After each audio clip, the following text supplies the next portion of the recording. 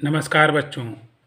आज मैं CTET math की संख्या पद्धति टॉपिक से एक ऐसा टॉपिक लाया हूँ जो सीटेट में हर बार एक क्वेश्चन पूछा जाता है। और जो भी मैं आज क्वेश्चन करवाऊँगा वो सीटेट के प्रीवियस ईयर के क्वेश्चन ही करवाऊँगा। तो अच्छे से सीखते हैं जिससे एक नंबर आपका पक्का हो जाए। तो आइए क्वेश्चन को एक एक करके अच्छे से सीखते हैं। तो क्वेश्चन नंबर 1, क्वेश्चन दिया गया कि मैं कौन सी संख्या हूँ। जब भी इस टाइप के क्वेश्चन आएँ तो इन क्वेश्चनों को ऑप्शन से करते हैं। ऑप्शन से करेंगे तो 10 से 15 सेकंड में हम आंसर निकाल सकते हैं। तो जब भी इस टाइप के क्वेश्चन आएँ तो ऑप्शन से ही करिएगा। तो एक एक करके क्वेश्चन को सॉल्व करते हैं। तो क्वेश्चन कहता है कि मैं कौन सी संख्या हूँ। तो ये सारे ऑप्शन दिए गए 24, 36, 18, 48 और 56। तो इनमें से कोई ना कोई एक ऑप्शन होगा। तो वो कह रहा मैं 2 अंकों की सम संख्या हूँ। तो 2 अंकों की सम संख्या हूँ, इसका मतलब सारे ऑप्शन ही सम संख्याएँ हैं। मैं 3, 4, 6 का सार्वगुणज हूँ। इसका मतलब 3, 4, 6 का सार्वगुणज ये कहता है कि ऐसा कौन सा ऑप्शन है जिसका 3 का भाग चला जाए, 4 का भी उसमें भाग चला जाए, 6 का भी चला जाए। तो 3, 4, 6 का किस ऑप्शन में जा सकता है भाग? 24 में भी चला जाएगा, 36 में भी चला जाएगा, 48 में भी चला जाएगा, लेकिन 6 में 56 में 6 का नहीं जाएगा। तो इसलिए ये हमारा डी वाला ऑप्शन तो कैंसिल हो जाता है। अब ऑप्शन हमारे पास कितने रह गए? 3। अब इन 3 को ऑप्शन में से ही कोई मेरा आंसर होगा। फिर उसने कहा कि मेरे 9 गुणनखंड हैं। अब एक एक करके ऑप्शन को चेक करते हैं कि किस ऑप्शन के 9 गुणनखंड होंगे। तो सबसे पहले ऑप्शन 1 देख लेते हैं। तो गुणनखंड 1 का अगर 24 में गुणा करेंगे तो जा सकता है, 2 का भी 24 में भाग जाएगा, 3 का भी जाएगा, 4 का भी जाएगा, 6 का भी जा सकता है, 8 का भी जाएगा,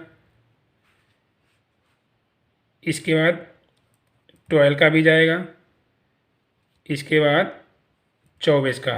तो देख लेते गुणनखंड कितने हो गए, 1, 2, 3, 4, 5, 6, 7, 8। बट ये क्या कह रहा है? 9 गुणनखंड है, इसका मतलब ये ऑप्शन नहीं होगा। अब 36 देख लेते हैं। 1 का भी इसमें भाग जाएगा, 2 का भी जा सकता है, 3 का भी जा सकता है, 4 का भी जा सकता है, 6 का भी जा सकता है, इसके बाद 9 का भी जा सकता है, 9 के बाद 12 का भी भाग जाएगा 36 में, इसके बाद 18 का भी भाग जाएगा, इसके बाद 36 का भी भाग जाएगा। इसके अलावा ऐसी कोई संख्या नहीं जो 36 को डिवाइड कर जाए। तो देख लेते हैं गुणनखंड कितने हो गए, 1, 2, 3, 4, 5, 6, 7, 8, 9 और 9। और क्वेश्चन में भी पूछा गया 9 गुणनखंड, इसका मतलब मेरा आंसर क्या हो जाएगा? 36 हो जाएगा।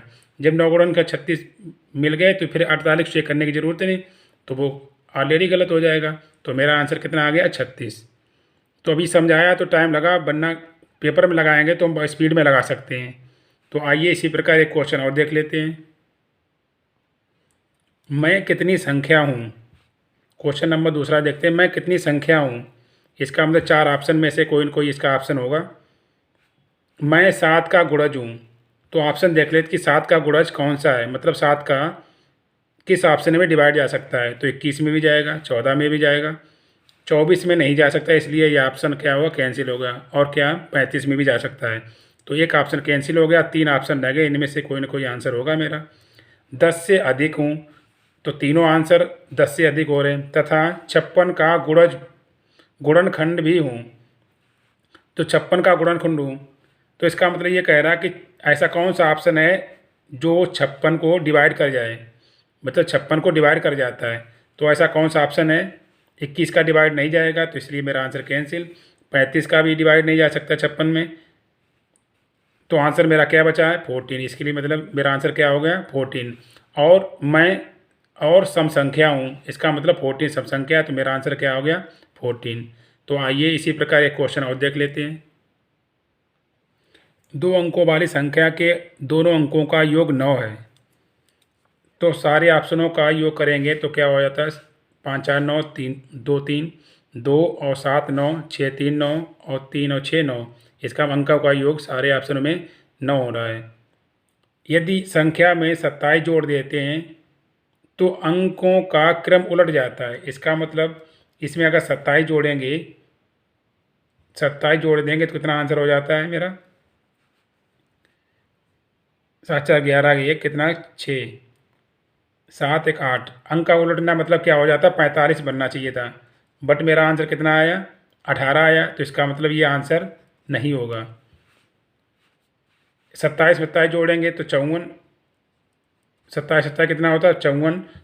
अंक उलटते मतलब 72 होना चाहिए था, बट क्या हुआ? ये भी ऑप्शन नहीं होगा मेरा। फिर 63 ले लेते हैं। 63 में अगर 27 जोड़ेंगे तो आंसर आएगा 90।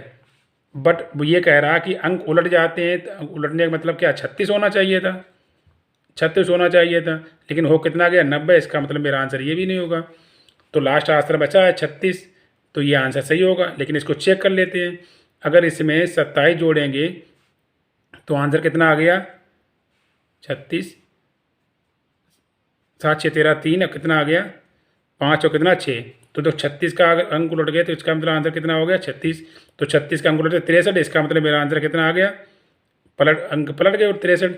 इसीलिए मेरा आंसर कितना हो जाएगा? 36। तो आइए क्वेश्चन और देख लेते हैं इसी प्रकार।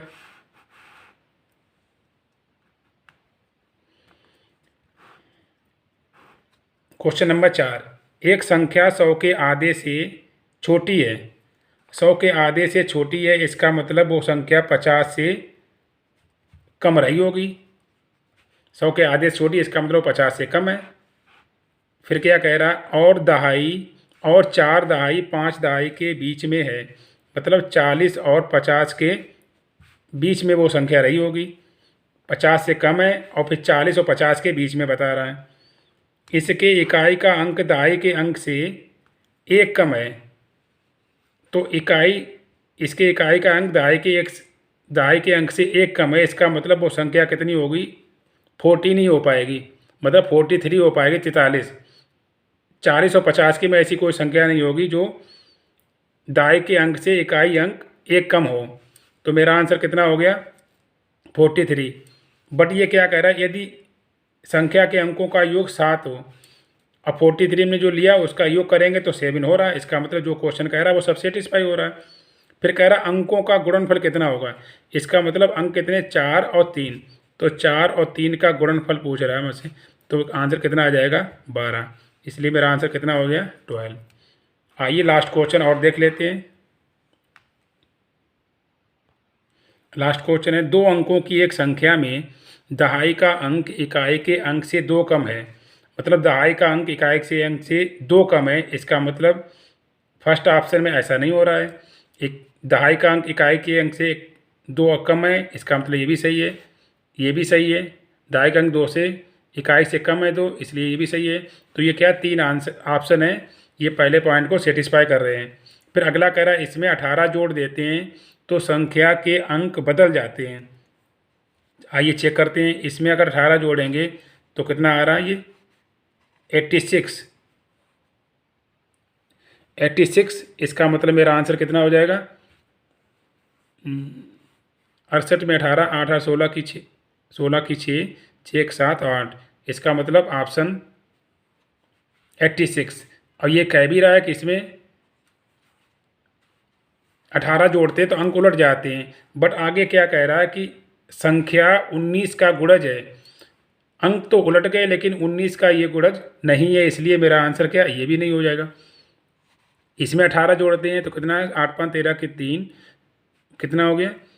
4 4 1 5। तो अंक तो उलट गए, बट ये क्या है? 19 का गुणज नहीं है। ठीक, तो ये भी आंसर हमारा नहीं होगा। अगला चेक कर देते हैं। अब चेक करने का क्या मतलब, क्योंकि एक ही ऑप्शन बचा है तो वही मेरा आंसर हो जाएगा, तब भी चेक कर लेते हैं। इसमें अगर